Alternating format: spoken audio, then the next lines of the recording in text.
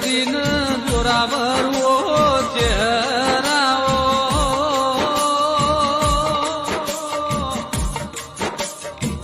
ચહેર ચિયો તમારો દેશ ન દેના ચિયો તમારો મલક કે જેવીએ વેળાય છે ચહેર મય જેવો એ સમય છે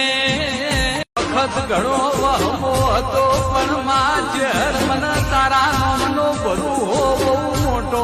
હતો